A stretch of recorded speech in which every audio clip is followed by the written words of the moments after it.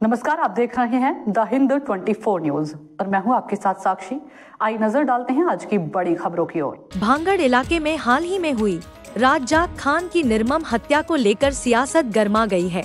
इस संवेदनशील मुद्दे पर जब पत्रकारों ने इंडियन सेक्युलर फ्रंट (ISF) के विधायक नौशाद सिद्दीकी से सवाल किया तो उन्होंने सीधे तौर पर प्रशासन की निष्क्रियता पर सवाल उठाया। विधायक नौशाद सिद्दीकी ने कहा, एक व्यक्ति की जान चली गई और अब तक प्रशासन की ओर से कोई ठोस कार्रवाई नहीं हुई। यदि समय रहते कदम उठाया जाता तो शायद यह हत्या रोकी जा सकती थी। उन्होंने मांग की कि राज्जाक खान हत्याकांड की निष्पक्ष और तेज जांच हो और दोषियों को सख्त सजा दी जाए। प्रशासन पर गंभीर आरोप। नौशाद सिद्दीकी ने कहा कि क्षेत्र में लगातार अशांति और हिंसा की घटनाएं बढ़ रही हैं, लेकिन पुलिस और प्रशासन मूकदर्शक बना हुआ है। उन्होंने सरकार पर भी निशाना साधते हुए कहा कि कानून व्यवस्था पूरी तरह चरमरा चुकी है। स्थानीय लोगों में डर का माहौल। राज्जाक खान की हत्या के बाद भांगड़ और आसपास के इलाकों में तनाव का माहौल है। स्थानीय लोग असुरक्षा की भावना से ग्रस्त हैं और जल्द कार्रवाई की मांग कर रहे हैं। अब देखना यह होगा कि प्रशासन और राज्य सरकार इस हत्याकांड को कितनी गंभीरता से लेती है और क्या वाकई न्याय सुनिश्चित होता है या यह मामला भी लंबी जांच की भेंट चढ़ जाएगा।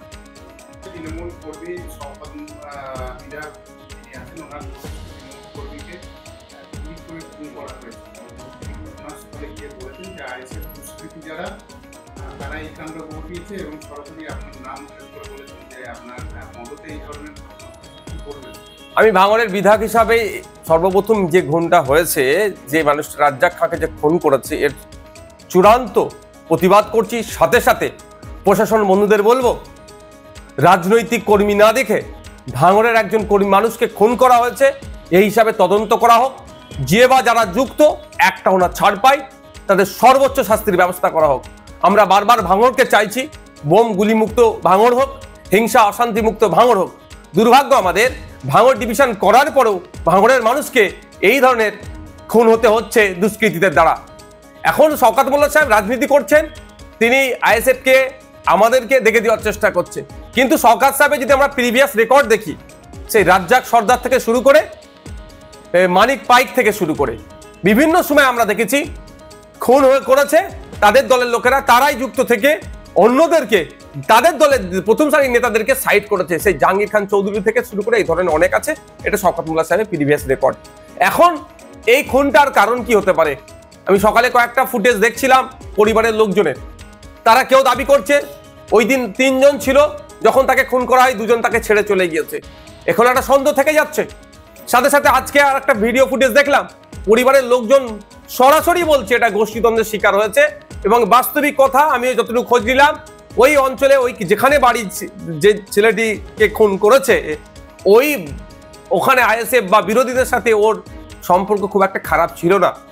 কিন্তু আমি যতটুকু খবর পাচ্ছি, এই লোকটি যাকে খুন করেছে ওরা, আপনার একদা সময় আরাবুল ঘনিষ্ঠ ছিল, প্রেশার দিয়ে চাপ দিয়ে এখন শওকত ঘনিষ্ঠ করেছে। এবার এই সুযোগটা কে নিয়েছে, এটা তদন্ত সাপেক্ষ। একাধিক ইকুয়েশন উঠে আসছে এই খুনের রহস্যের পিছনে। তবে সবটাই সমাধান করতে পারবে প্রশাসন, ইনভেস্টিগেশন অফিসার। আমি আশা করব নিরপেক্ষতা বজায় রেখে এটা তদন্ত হোক। আর সাথে সাথে এটাও বলে রাখছি, পরিবারের সাথে আমি যোগাযোগ করার চেষ্টা করছি, পরিবারের সমর্থন নেব। পরিবার যদি চাই CBI ইনভেস্টিগেশন হোক, পরিবারের হয়ে প্রয়োজনে আমি মামলা করব CBI ইনভেস্টিগেশন করার জন্য। কারণ আমি একজন বিধায়ক এখানে ভাঙড়ের, সেটা আমার বড় পরিচয়। কোন দলের নেতা, কোন দলের চেয়ারম্যান, তার থেকে বড় পরিচয় ভাঙড়ের আমি বিধায়ক। ভাঙড়ের মানুষ খুন হয়েছে, ভাঙড়ের মানুষকে যারা খুন করেছে তাদেরকে আমি শান্তির ঘুম ঘুমোতে দেব না।